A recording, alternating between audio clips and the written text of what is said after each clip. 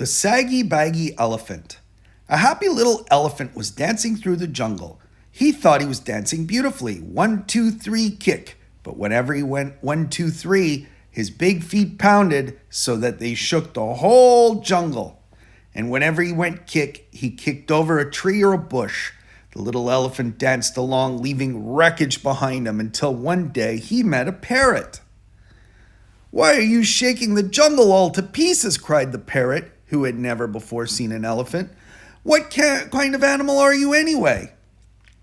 The little elephant said, "I don't know what kind of animal I am. I live alone in the jungle. I dance and I kick and I call myself Suki. It's a good sounding name and it fits me, don't you think?" "Maybe," answered the parrot, "but if it does, it's the only thing that does fit you. Your ears are too big for you, and your nose is way too big for you, and your skin is much, much too big for you. It's baggy and saggy. You should call yourself Saggy Baggy." Suki sighed. His pants did look pretty wrinkled.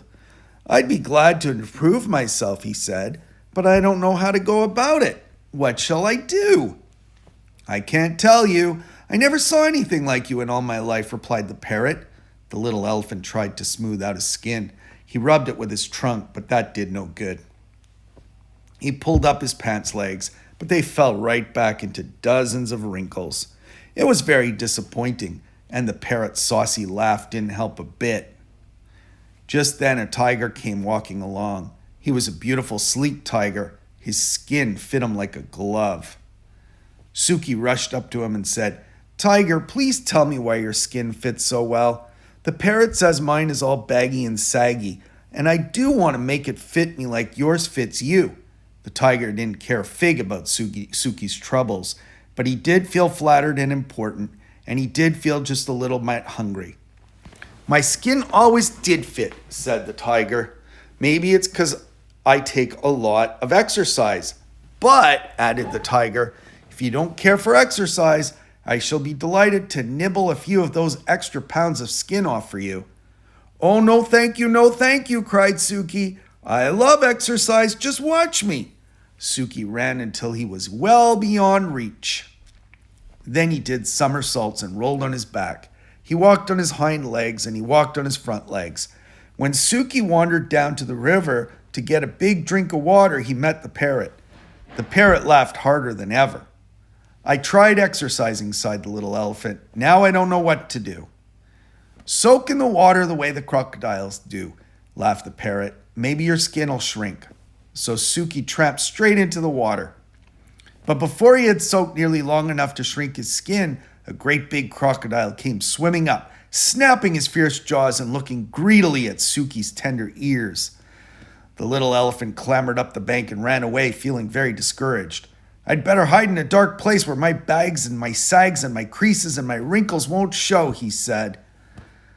By and by he found a deep dark cave, and with a heavy sigh he tramped inside and sat down. Suddenly he heard a fierce growling and grumbling and snarling. He peeked out of the cave and saw a lion padding down the path. "I'm hungry," roared the lion. "I haven't had a thing to eat today. Not a thing except a thin, bony antelope and a puny monkey and a buffalo, but such a tough one. And 2 turtles, but you can't count turtles. There's nothing much to eat between those saucers they wear for clothes. Oh, I'm hungry. I could eat an elephant." And he began to pad straight toward the dark cave where the little elephant was hidden. "This is the end of me, sags, bags, wrinkles, and all," thought Suki, and he let out one last trumpeting bellow. Just as he did, the jungle was filled with a terrible crashing and an awful stomping. A whole herd of great wrinkled elephants came charging up, and the big hungry lion jumped up in the air, turned around, and ran away as fast as he could.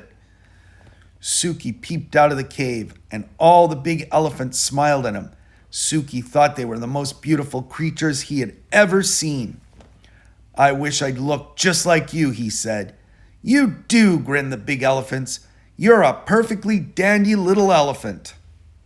And that made Suki so happy that he began to dance 1, 2, 3, kick through the jungle with all those big, brave, friendly elephants behind him.